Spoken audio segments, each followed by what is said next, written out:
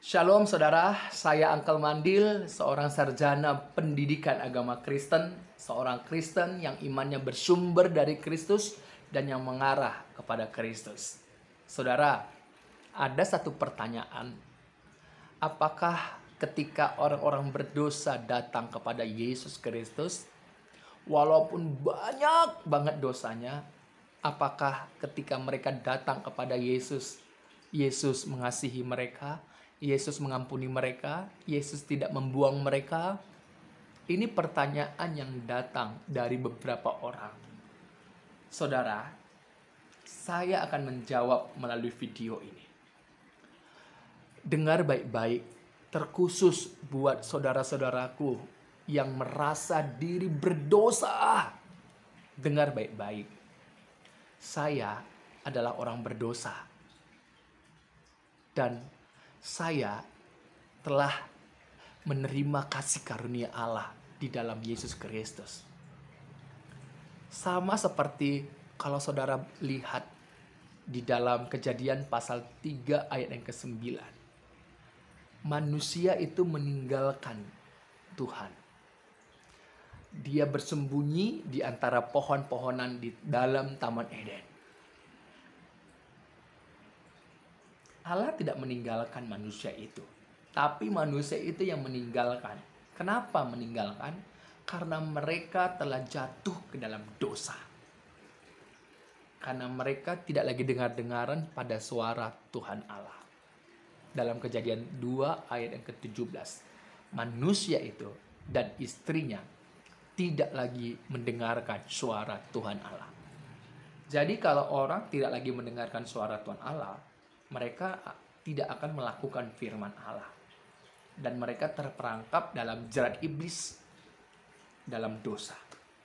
Nah, ketika itu sudah terjadi, manusia itu meninggalkan Tuhan Allah. Siapa yang memanggil manusia itu yang pertama? Tuhan Allah yang memanggil. Dalam ayat yang ke-9, Kejadian pasal 3. Di manakah engkau? Jadi Tuhan Allah itu berbicara, mengeluarkan kata-kata supaya didengar oleh manusia itu yang meninggalkan dia. Di mana engkau? Saudara, itu juga kedatangan Yesus Kristus ke dalam dunia. Firman Tuhan Allah yang telah menjadi manusia. Itu Yesus Kristus datang untuk menyelamatkan hidup. Yesus Kristus itu menyelamatkan hidup. Di dalam Matius pasal,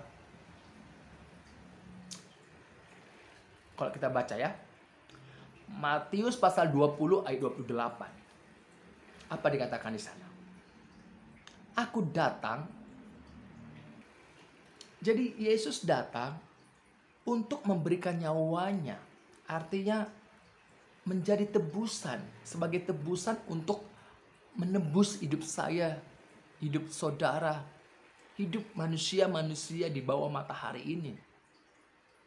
Karena kita telah gagal. Jadi Kristus datang untuk menebus kita. Bagaimana? Yang menggantikan dengan nyawanya sendiri.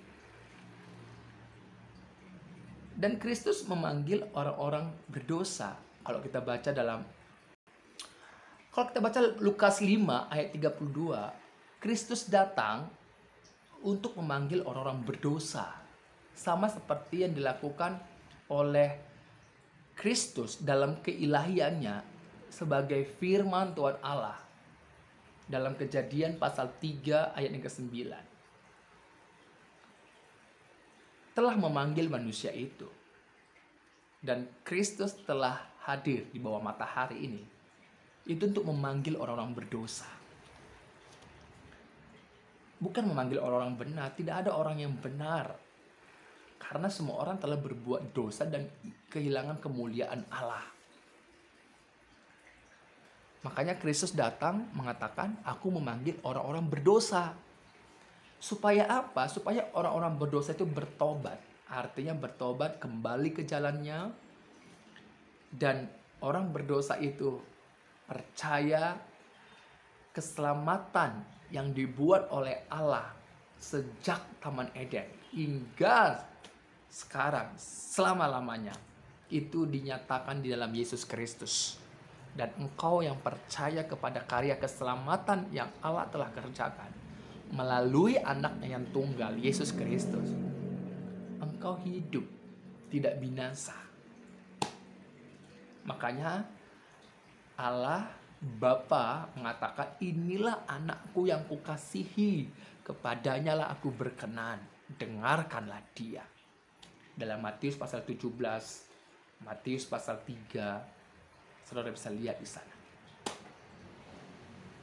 Dan bagaimana ketika ada orang-orang yang datang kepada Yesus, apakah Yesus buang? Tentu tidak, saudara. Kita baca dalam Yohanes pasal yang ke-6, ya. Yohanes pasal yang ke-6 ayat yang ke-37. Saya akan bacakan. Semua yang diberikan Bapa kepadaku akan datang kepadaku, dan barang siapa datang kepadaku, ia tidak akan kubuang. Jadi orang-orang yang datang kepada Tuhan Yesus Kristus, bagaimanapun kondisi keadaanmu, Kristus tidak membuang engkau. Kalau Kristus tidak membuang engkau, dan Kristus berkata di dalam ayat yang ke-38, ya, 38. Sebab aku telah turun dari sorga bukan untuk melakukan kehendakku, tetapi untuk melakukan kehendak Dia yang telah mengutus aku. Ayat yang ke-39. Dan inilah kehendak Dia yang telah mengutus aku, yaitu supaya dari semua yang telah diberikannya kepadaku, jangan ada yang hilang. Tetapi supaya apa? Kubangkitkan pada akhir zaman. Itu dia. Supaya dibangkitkan kepada akhir zaman. Pada zaman akhir kita ini. Dan di ayat 40, sebab inilah kehendak Bapakku, yaitu supaya setiap orang yang melihat anak dan yang percaya kepadanya beroleh hidup yang kekal, dan supaya aku membangkitkannya pada akhir zaman. Jadi orang yang datang kepada Yesus Kristus oleh karena firman yang telah didengarkan oleh orang-orang berdosa itu datang kepada Kristus, maka dia tidak akan dibuang. Dan orang-orang yang datang kepada Kristus, yang setia di dalam kebenaran Yesus Kristus itu firman-Nya, dia memiliki hidup yang kekal. Dan ketika Kristus datang kedua kalinya, kita dibangkitkan dari antara orang mati. Sebagaimana Kristus telah bangkit dari antara orang mati. Gitu ya, saudara. Tuhan Yesus memberkati.